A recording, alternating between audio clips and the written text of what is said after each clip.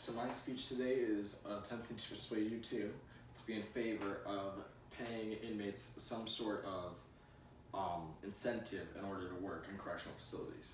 So to begin with, basically when an offender or someone is taken to jail or to a correctional facility, they can sometimes be assigned a job, such as commissary, laundry, kitchen, and this is just name a few, maybe floors, servers. So these jobs typically do not have any pay at all and very little incentives.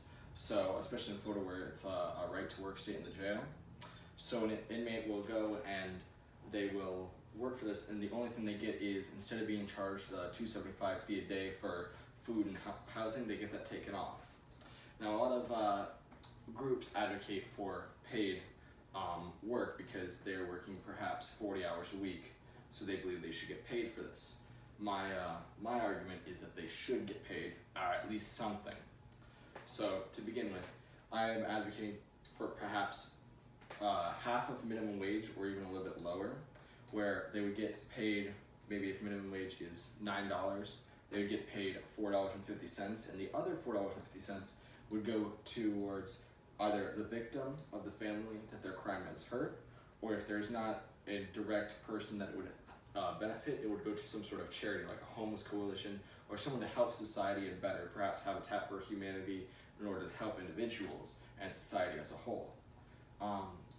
This type of incentive would also benefit correctional facilities and inmates as well, as inmates are more likely to work hard in their job if they're being paid. If they're, a personal statement for me is because I work with inmates who don't get paid, they don't value their job very often, they don't really care for it, they're not going to work as much as someone who is getting paid. And previous examples, they have given them at times free commissary, free food for doing a job, and we see that we have a quota for the week, do this many bags, and we'll go from only getting half of that to we incentivize them, give them a pay of some sort, and we meet the quota every week in a row, no problems. But then the bag is gone, and again the quota drops off. So we can see a clear example of them taking more breaks and all that because they don't feel that they're, one, that they're valuable or that they're wanted, and two, they just don't have any reason. What's the point of them going and working all day if they're not really getting anything out of it? A big counterpoint to this is that a lot of people say, well, you'll have to take away taxpayer money, or you'll have to, you'll hurt the society. But the real whole point of a correctional facility is usually to reintegrate members into the society and help rehabilitate them so that way they can help fit society in the best way possible. Obviously, give them pay will help them, give them structure of a job. You do your work, you get a little bit of pay, and then you get to use that pay for stuff like commissary or food or whatever you want as your own. So this gives them a better working society, helps them slowly build back up. Additionally, a lot of the times you see that sometimes offenders have to work with people they don't like or work with someone that they don't agree with. Well, being able to work in a correctional facility where it's monitored and where they're getting paid, they want to work, so they have to learn how to work with other people that they might not agree with. And that works perfectly in the real world because a lot of times you'll go to a job and you'll have someone you don't like. And so, helping them get structured, maybe they're homeless or something and they don't have a way. This gives them a stepping stone. It also gives them experience, so when they do go out, they can say, hey, I worked in a warehouse for 6 months in prison, and you can get recommendations and stuff like that. The prison will write, or prison or jail will write that you did such and such actions.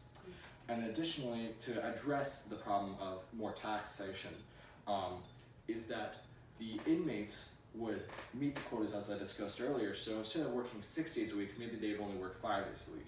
This would lower the amount of time that you'll have to employ staff members to watch over them.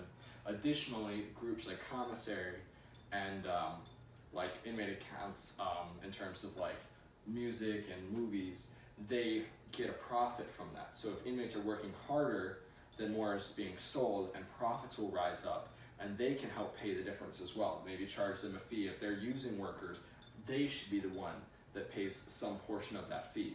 And the jail as well, if they're employed by staff members, they can help cover the fee.